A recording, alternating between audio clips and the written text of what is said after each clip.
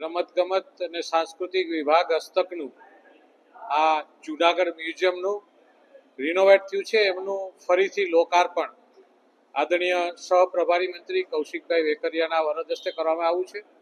આ વિભાગ દ્વારા અંદાજિત 2 કરોડથી પણ વધારાના ખર્ચે આ જૂનાગઢ મ્યુઝિયમનું રિનોવેટ કરવામાં આવ્યું છે. આપ જોઈ રહ્યા છો કે અહીંયા ક્યુરેટર અને એની સમગ્ર ટીમ દ્વારા જે 125 વર્ષ પહેલા બનેલું આ જૂનાગઢનું મ્યુઝિયમ, આની અંદર જે મોન્યુમેન્ટ છે એ આપણે વુડનની વાત હોય, કાચની વાત હોય, માર્બલની વાત હોય, ચાંદીની વાત હોય, હથિયારની વાત હોય કે વસ્ત્રની વાત હોય, એ સમયનું આ કલેક્શન, આ જૂનાગઢ મ્યુઝિયમનું જે કલેક્શન છે એ પૂરા દુનિયાનું અલગ અલગ વસ્તુઓનું અહીંયા કલેક્શન છે. આપ એ વખતના સમયની જે કારીગરી, જે કલા હતી એ આપ દુનિયાની કલા આ એક જગ્યાએ જોઈ શકો છો.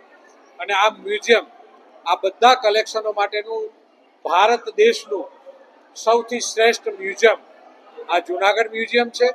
અને ગુજરાતની અંદર તો આ ગૌરવ કહેવાય આ મ્યુઝિયમ જે રીતે છે. તો મારે વિનંતી છે કે આજના દિવસે આ મ્યુઝિયમ ફરીથી લોકો માટે ખુલ્લું મુકાણું છે, ત્યારે જૂનાગઢના લોકો, ગુજરાતના લોકો આ મ્યુઝિયમને જોવા આવે, જોયા પછી એમના અભિપ્રાયો આપે અને લોકો આ સંસ્કૃતિને નિહાળે.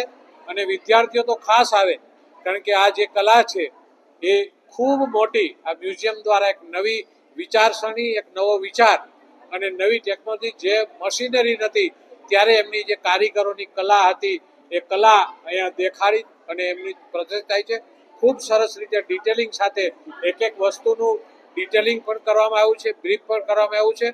તો બધા લોકો આ મ્યુઝિયમ જોવા આવે, સૌને વિનંતી છે.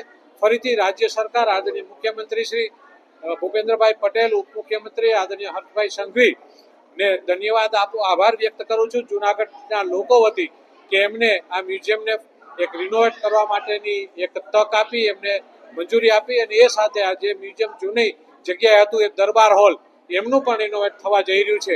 આવનાર દિવસોની અંદર જૂનાગઢની તમામ હેરિટેજ પ્રોપર્ટીઓને આપણે રિનોવેટ કરી અને એક સુંદર જૂનાગઢ, હેરિટેજ જૂનાગઢ બનાવવાના આપણે પ્રયત્નો કરીએ. આભાર. વંદે માતરમ. ભારત.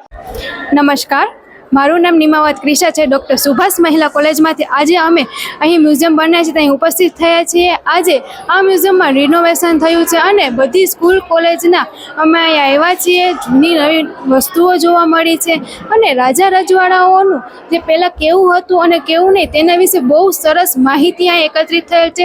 અમે બધાએ જોઈએ છીએ અને હજી જોશું, આગળ થોડુંક બાકી છે. અને બધી સ્કૂલ કોલેજના વિદ્યાર્થીઓને હિસ્ટ્રી વિશે, આપણું કલ્ચર કેવું હતું ગુજરાતનું, સૌરાષ્ટ્રમાં કેવા રાજાઓ હતા તેના વિશેની માહિતી અહીં એકત્રિત થઈ છે. અને આજે 22/8/2026ના રોજ અહીં ઉદ્ઘાટન થયું છે અને સંજયભાઈ કોરડિયા, અહીંના કલેક્ટર યોગેશભાઈ ચૌધરી જેવા હાથે અમે ઉદ્ઘાટન થયું છે અને અમે અહીં સૌ આવ્યા છીએ.